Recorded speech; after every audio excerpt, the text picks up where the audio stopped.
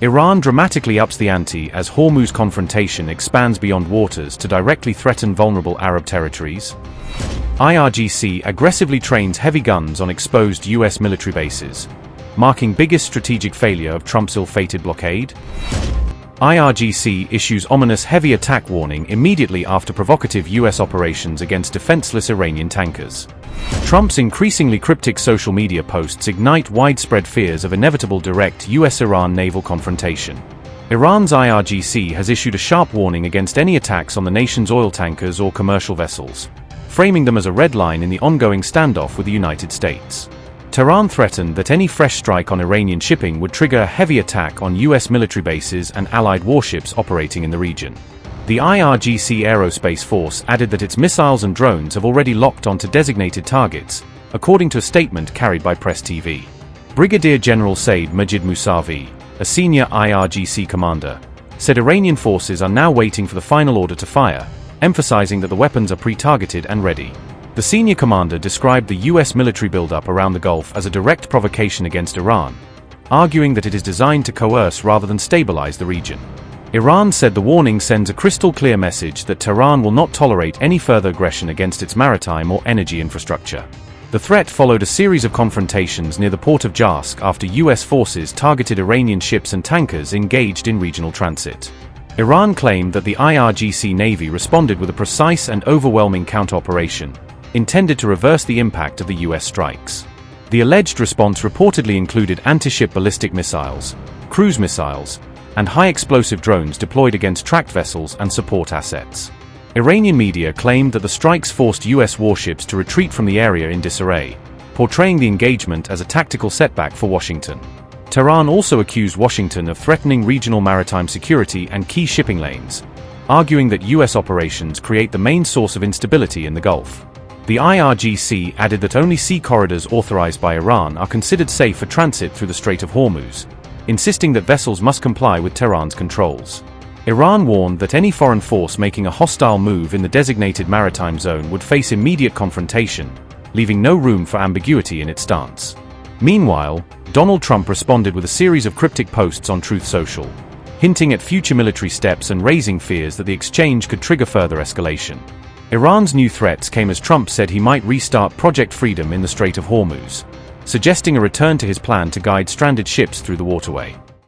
We may go back to Project Freedom if things don't happen, but should it be Project Freedom Plus, meaning Project Freedom Plus other? Donald Trump has announced the launch of Project Freedom, a UN-led initiative aimed at helping dozens of merchant ships stranded in and around the Strait of Hormuz, starting from May 4th.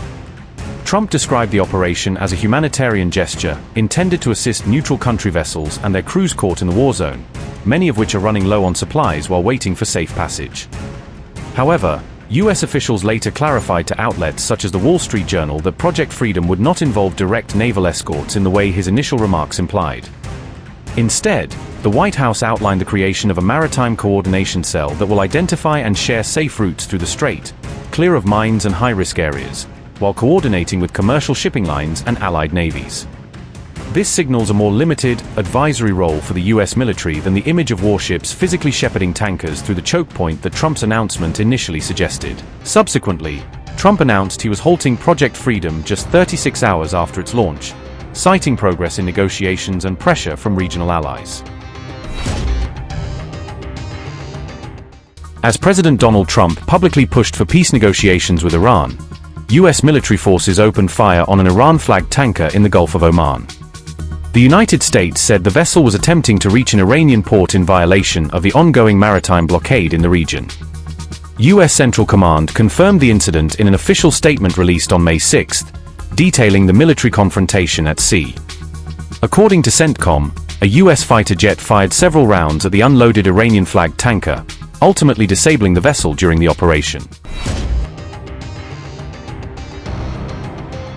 As the latest US-Iran ceasefire teeters on the edge, Britain is quietly preparing for the possibility that war returns to Hormuz and allied ships are once again drawn into the firing line. London has signaled it will send the Type 45 destroyer HMS Dragon to the Middle East in advance, effectively staging it nearby in case a formal Hormuz mission is launched. Officials describe the deployment as pre-positioning, code for parking the ship close enough that it can plug into a wider multinational operation at short notice if leaders give the green light. The planned mission would focus on securing commercial shipping through the Strait of Hormuz once major hostilities end, offering escorts and surveillance rather than joining offensive strikes.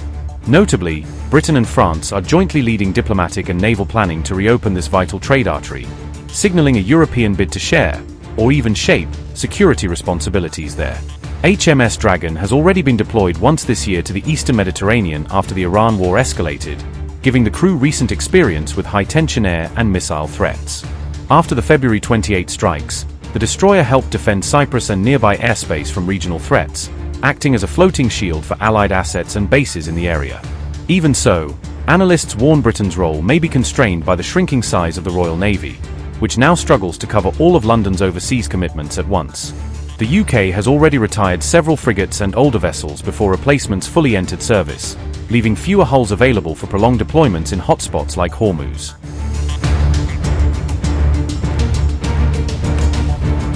France has moved its own carrier strike group toward the southern Red Sea, putting French jets and escorts closer to the same trade routes that feed into Hormuz.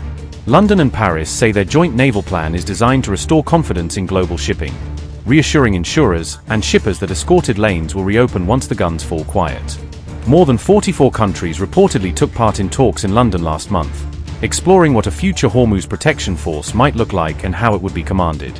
Around 40 states are said to have agreed in principle to contribute ships, surveillance, or funding, making the proposed mission far broader than a purely US or UK-branded effort.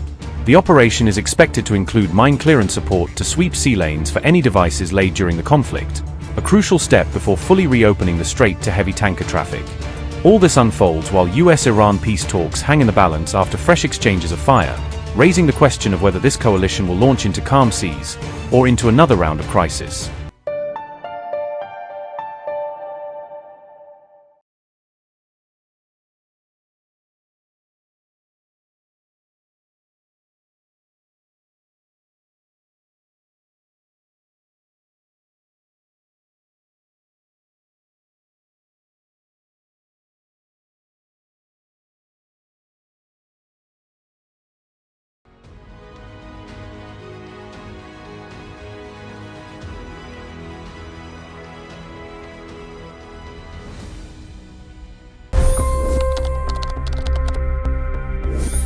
$25 crore गरीब गरीबी को परास्त करके बाहर निकले।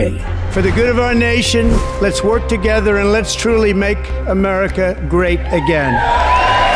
The fastest news breaks. Requested PM saying that look, you will have to speak to Putin and to Zelensky. The biggest news makers. The relationship with India is probably the most important bilateral relationship the US will have for the rest of this century. The capital delivered quite an election result today. Expert analysis. The million-dollar question today is how to stop this dance of death. Ground reports. I'm standing at the crossroad of the Kumbh Mela. Behind me are more than 100 entry guards. Long-form interviews. Exclusionary politics is reflected in Manipur case as well. You don't bother because this is a small state. Deep dive into burning issues. It's often said DRC could be the richest country in the whole world. It's because of what sits underneath. Why exactly did the US topple the Sheikh Hasina government? HT videos. We don't just break news, we break it down.